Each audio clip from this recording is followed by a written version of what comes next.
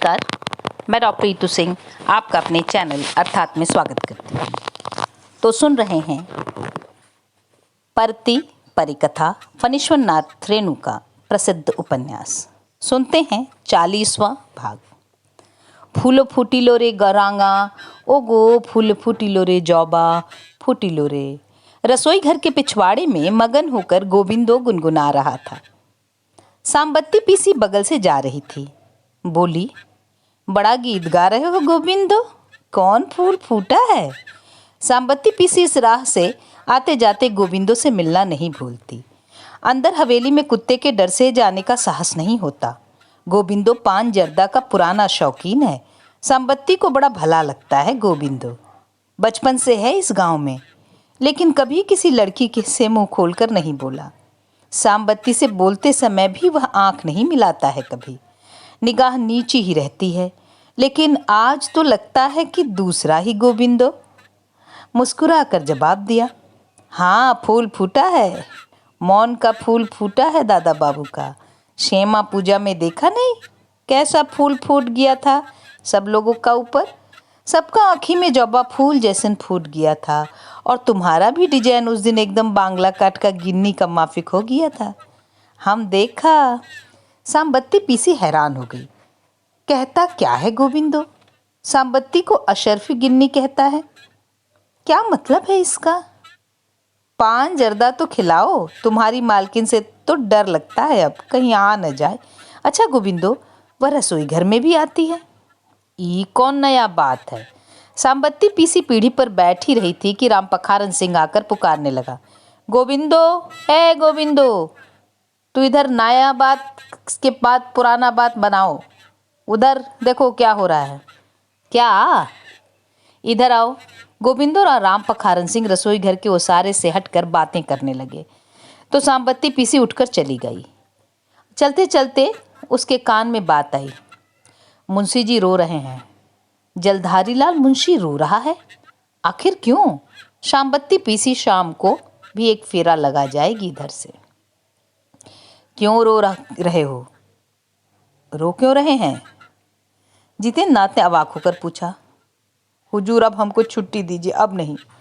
मुंशी जलधारी लाल हाल की घटनाओं से क्षुब्ध है।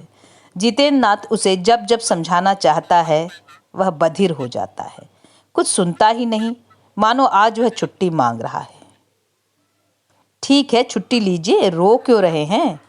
हुजूर इस स्टेट से पालन पोषण हुआ, इसके एवज में खिदमत भी की ताउम्र। क्या किया? कुछ नहीं किया, अपना फर्ज अदा किया हमेशा, लेकिन कभी ऐसा। मुंशी जलधारी लाल का गला फिर भर आया। आपको अपने किए पर पछतावा हो रहा है, यही प्रायश्चित है? नहीं, मुंशी जलधारी लाल को अपने किए पर जरा भी पछतावा नहीं। उसे दुख है उसके साथ धोखेबाजी की गई। क्या क्या नहीं किया उसने इस स्टेट के लिए, लेकिन कभी हाथ में हथकड़ी नहीं लगी। इज्जत रह गई थी, सो भी गई। मुंशी के साथ अन्याय हुआ है, उसको जमानत पर छुड़ाकर गवाही देने को कह रहे हैं उसके मालिक। क्या करे वह? न निगलते बनता है न उगलते। रिकॉर्ड में उसकी बोली चली गई है, हर आदमी का परिचय देती हुई आवाज़, हुजूर यह बकला अहिर, यह ननकू नट। गवाही तो आपको देनी ही होगी, आवाज़ तो मेरी भी है उसमें, अपनी आवाज़ को कबूलने में क्या हर्ज है? मुंशी जलधारी लाल को हठात कोई बात याद आई।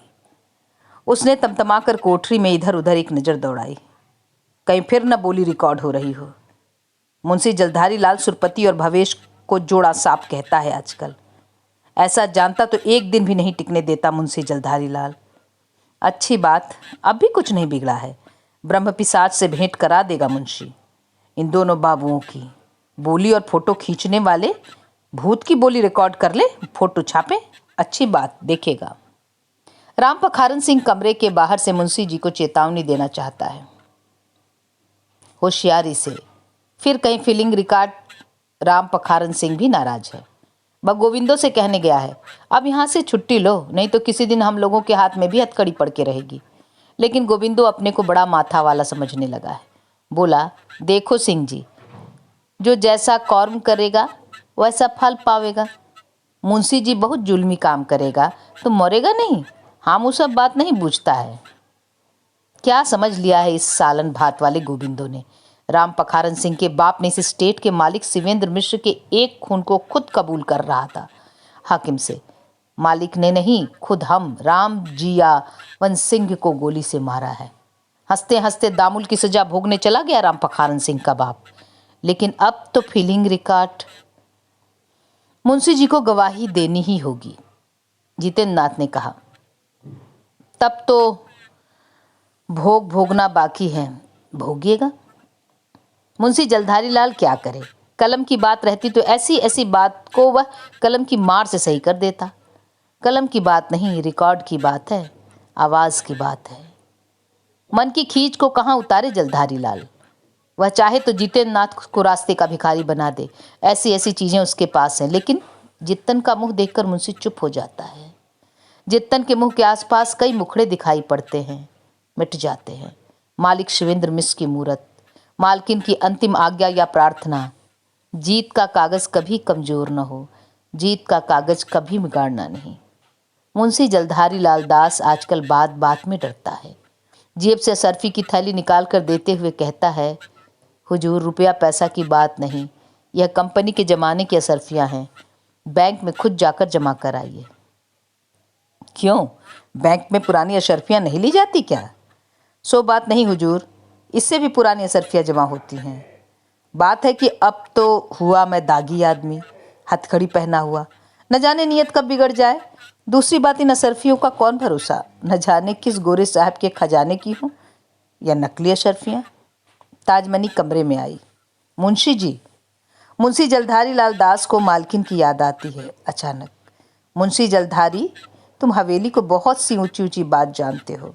काशी विश्वनाथ की सौगंध खाकर बोलो, कभी जित्तन के सामने उसकी चर्चा नहीं करोगे। मुंशी ने काशी नगरी में बैठकर प्रतिज्ञा की थी। डॉक्टर राय चौधरी पार्टी नंबर 10 के साथ हैं। कोशी के विभिन्न अंचलों में पेड़ पौधे, वनस्पति और उद्भिज की परीक्षा वह कर रहे हैं। पिछले 3 साल से हिमालय के प्रसिद्ध स्थान बराह क्षेत्र के पास किसी फूल की खेती का प्रयोग किया है। अब पार्टी नंबर 10 में भेजे गए हैं। 3 बड़े बड़े ट्रकों से सैकड़ों गमले भर के ले आए गए हैं। इसलिए परती पर लगे बाग पर 1 सप्ताह के बाद नजर पड़ी। विशेष प्रकार के झाड़ुओं और 13 झाड़ियों के गमले फूट गए हैं, 5 तो सूख ही गए हैं। नील अमलतास का बहुत दुख है डॉक्टर को। डॉक्टर राय चौधरी ने बाग में जाकर देखा, पौधों को, दूबों को, बन लहसुन के फूलों को, मधुआ जंगल का रंग बहुत भाया डॉक्टर को। घंटों भूले रहे। अचानक उनके मन में प्रश्न उठा, किसका है यह बाग? योजनाबद्ध पांतियों की कल्पना करने वाला कौन है वह? यह किसका प्रयोग सफल हुआ है? किसका सपना साकार हुआ है यहाँ एकांत में? या किसने उसके काम को सहल बनाकर रख दिया है उसके सामने? कौन है वह? डॉक्टर राय चौधरी बेचैन हो गए। शाम को बंगला धोती पहनकर, हाथ में मोटी छड़ी लेकर निकले डॉक्टर चौधरी, अधेड़ बंगाली भद्र मानुष। इरावती के मामा मिस्टर खानचंद गारचा ने हंसकर पूछा, क्यों डॉक्टर साहब, कहीं मछली वछली की दावत मिली है क्या? डॉक्टर राय चौधरी ने हंसकर जवाब दिया, हाँ, खूब बड़ा जात का माछ, बाद में बोलेगा। इरावती डॉक्टर साहब की इसी बात से चिड़ी रहती है, कुछ पूछिए तो बाद में बोलेगा, और बाद में कभी नहीं कहते कुछ। अंकल कह के देखा, मामा कह के पुकारा, पर कुछ नहीं कहते खोलकर। मामा, अपने नील अमलतास के बारे में कुछ कहिए, बाद में बोलेगा, डॉक्टर राय चौधरी विरक्त होकर कहते। अपने दुख को भूलने का जितना बहाना करो बेकार। फिर नील अमलतास की बात छेड़ दी इस लड़की ने। बंगला में ऐसी लड़कियों को नाछोड़ बांदा कहते हैं। नाछोड़ बांदा में कार्ड पढ़कर जितेंद्र नाथ का चेहरा चमक उठा। डॉक्टर सी के राय चौधरी, बहुत श्रद्धा है जितेंद्र को इस नाम से। उसने सिर्फ 3 लेख पढ़े हैं। पूज्य व्यक्ति। जितेंद्र नाथ तेजी से कमरे से बाहर आया, प्रसन्न होकर स्वागत करते हुए बोला, बड़ी लालसा थी आपसे मिलने की, मेरा सौभाग्य, पधारिए। डॉक्टर राय चौधरी ने कमरे में एक निगाह डाली। क्राइस्ट, बुद्ध, रामकृष्ण, स्वामी विवेकानंद, महात्मा गांधी की केस्टोनगर की मूर्तें। पाइरिथ्रम एक्सपेरिमेंट का क्या हुआ सर? कीमती सिगार में छेद करके फूंकते हुए बोले डॉक्टर राय चौधरी। हम तो रिपोर्ट कर दिया है। बौराहा क्षेत्र और उसका 4-5 माइल नीचू को पहाड़ी में पायरिथ्रम का खेती हो सकता है। नेपाल सरकार इस खेती को प्रोत्साहन देने से मलेरिया को विभीषिका बहुत कम थी। पायरिथ्रम एही काइसेनथेमम चंद्रमल्लिका फूलेर एक जात। आश्चर्येर क्षमता, आई एम सॉरी, कीट पतंग नाशक उद्भिद, मशा, माछी, माकड़सा और सब किस्म का कीड़ा पोका इसको छूने से 1-2 मिनट को अंदर पंगु होकर मारा जाता है। पहाड़ी भूमि को छोड़ के और जगह नहीं होने सकता। इसका एक्टिव प्रिंसिपल माने कीटनाशक गुण इसको पायरिथ्रम बोलता है। हमारा चाष किया हुआ फूल में हुआ 0.7। जितेंद्र नाथ ने मुस्कुरा कर कहा, चाय ठंडी हो गई सर, छोड़ दीजिए, गर्म चाय ला देता हूँ। अरे नहीं नहीं, हम ठंडा चाय पीता है। आपका बागान देख करके हम बूझ लिया, जरूर कोई माँ का बेटा होगा। आकर देखा, ठीक वही जवा फूल देखकर बूझ गया हम। हाँ काका, इस बार फिर पूजा हुई है माँ की। आप नहीं आए? ताजमनी के उस पार से इस पार आवाज़ चली आई। सांझ की बेला टली जा रही है, ठाकुरों को धूप दीप तो देना ही होगा। ताजमनी ने समझा पूर्णिया के नवीन बाबू वकील आए हैं। ताजमनी काका कहती है नवीन बाबू को। कमरे में आकर प्रणाम करते समय उसका भ्रम दूर हुआ। यह तो कोई दूसरे काका हैं। जितेंद्र नाथ ने मुस्कुरा कर देखा ठगी सी ताजमनी को। डॉक्टर रायचौधरी धूप दीप की बेला में कुर्सी छोड़कर खड़े हुए। जितेंद्र कभी खड़ा नहीं होता। ताजमनी ने बार बार उसकी ओर देखा, अंत में वह भी उठकर खड़ा हुआ। ताजमनी ने अंदर जाते समय सुना जितेंद्र नाथ पंचक्र की बात कर रहा है, पिटारी निकाल रहा है भोजपत्र की। ताजमनी रुक गई पर्दे के उस पार। एक चक्र में मेरा अनुमान सच निकला, संभव है बाकी में आपको कुछ और सहायता मिले, इसलिए अपने अनुमान की बात स्पष्ट कर दूं। मेरा अनुमान है इन चक्रों में जो मिट्टियां हैं वे भिन्न भिन्न प्रकार की हैं। संभव है इस विशाल परती पर ऐसी मिट्टियों वाले चकले जगह जगह हजारों एकड़ में फैले हों।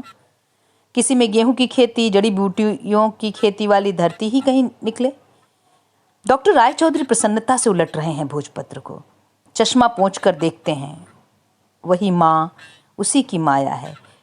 अपने आंचल में न जाने कहाँ कहाँ कैसा कैसा फूल टाँक कर रखती है। कहता क्या है यह नौजवान? इसके अनुमान के पीछे वैज्ञानिक दृष्टि है। डॉक्टर रायचौधरी की हालत को एबनॉर्मल कह सकते हैं। इस युवक के बालों को मुट्ठी में लेकर स्नेह से झकझोर कर कहना चाहता है, ओरे दुष्टू। डॉक्टर साहब ने लगातार कई प्रश्न पूछे। दुलारी दाई नौदी में गेहूं का खेती होता है? होती है। ऊ होता होती माफ करेगा हमरा। जितेंद्र नाथ की आंखों को रायचौधरी ने गौर से देखा। आमार चोक बुझी कोटा? जितेंद्र नाथ ने मुस्कुरा कर पूछा।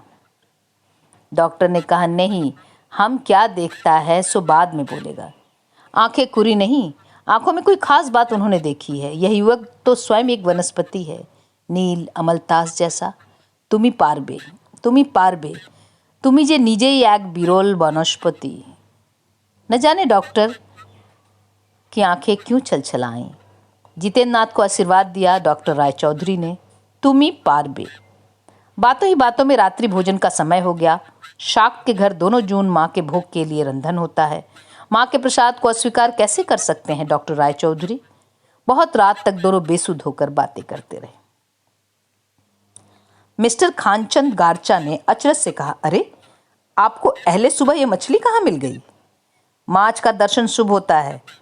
आप अभी फील्ड जा रहा है, लौट के आइए, आपसे एक बात है, बाद में बोलेगा। इरावती को देखते ही डॉक्टर ने कहा, लोखीमा नील अमलतास को बारे में अब बोलेगा। मिल गया नील अमलतास। कहाँ मिला मामा? गांव में एक भद्र लोग है, जितेंद्र नाथ मिश्र, उसी का पुराना बागान में। ये नया बागान भी उसी का है। ही माँ भी खूब है, कैसा कैसा अपूर्व। क्या नाम? जितेंद्र नाथ मिश्र। हाँ, लेकिन तुमको अब आर क्या हुआ? माछ ले जाओ कि माछ नहीं छूता? छूती नहीं मामा, इरावती हंसी। इस नाम का मेरा एक बंधुक हो गया है, इसलिए पूछ रही थी। हमारे प्रांत का नहीं, वह इसी इलाके में रहता है कहीं। मैं उसको परत्ती पुत्र कहती हूँ। सदा अपने इलाके की परती की बात छेड़ने वाला। वह मुझे पांचाली। डॉक्टर राय चौधरी मुस्कुराए। इरावती के चेहरे पर आने जाने वाले भावों को देखकर एक भटियाली गीत गाने का मन हुआ। बधुआ तोमार मोनेर मानुष घाटे घाटे डाके, लो लो आमी धोरी यहाँ के, नाम धोरी यहाँ के। लेकिन लोकी माँ, मामा को छाड़ी के बंधु को पाने वाला कोई नहीं। बहुत दिनन में बंधु मिलल, मामा को ना ही भूलल। इरावती हंसती हुई कैंप के अंदर चली गई। एक बग्गा है डॉक्टर राय चौधरी, आज खुश है, गीत गा रहे हैं, नहीं तो बाद में बोलेगा, छोड़कर और कोई जवाब ही नहीं देते। इरावती ने झोली और छतरी उठाई अपनी। कैंप के आसपास के गांव में घूमना ही काम है। रात में लौटकर मामा के बच्चों को और असिस्टेंट कैंप इंचार्ज की 3 लड़कियों को एक साथ बिठाकर पढ़ाती है। इरावती ने गांव में प्रवेश किया। हलचल मच गई गांव में।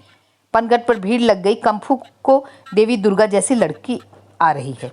फेंकनी की माँ आगे बढ़कर सलाम करती बोली, सलाम बीबी जी, आके देखिए, हम दूर से देखकर चीन लिया आपको। ओ दूध वाली, यहाँ जितेंद्र नाथ मिश्र रहते हैं कोई? जितन बाबू? फेंकनी की माँ की आंखें नाची। पनघट के पास सांबत्ती पीसी भी खड़ी थी। हंसती हुई बोली, प्रणाम छोटी बीबी जी, जितन बाबू के पिछवाड़े में ही है ये बुर्ज। चलिए मैं ले चलती हूँ, मैं भी उधर ही जा रही हूँ, गांव के लड़के अच्छे नहीं। सांबत्ती पीसी ने कैंप में बैठकर कितनी कहानियाँ सुनाई हैं छोटी बीबी को। उसके एक सवाल का भी जवाब नहीं देगी छोटी बीबी। जितन बाबू से आपकी पहले से ही जान पहचान है? कभी खोज पुछार तो नहीं किया आपने? कहाँ, पटना में? तब ठीक है। इरावती प्रसन्न हुई। जितेंद्र मिल गया। बस इसी रास्ते से जाकर गोविंदो का नाम पुकारिएगा। इस गांव की बेटी बहुरिया हवेली में नहीं जाती। हाँ, कुत्ता बड़ा कठा है, जरा होशियारी से। खुट खुट करती चली कंफू की बड़ी बड़ी आंखों वाली देवी दुर्गा जैसी लड़की हवेली की ओर। गांव के कुछ नौजवानों ने सांबत्ती पीसी से कुछ पूछा तो पीसी चिढ़कर बोली, तुम लोगों की ये क्या आदत? कोई जनजाति आई गांव में कि पेट में छुछुंदर छुछुआने लगता है। कोई रहे, तुम लोगों से मतलब? हवेली में गई है, जाओ ना पूछना कि कौन है और क्या है। इस अंक में यहीं तक, आगे 41वें अंक में। धन्यवाद।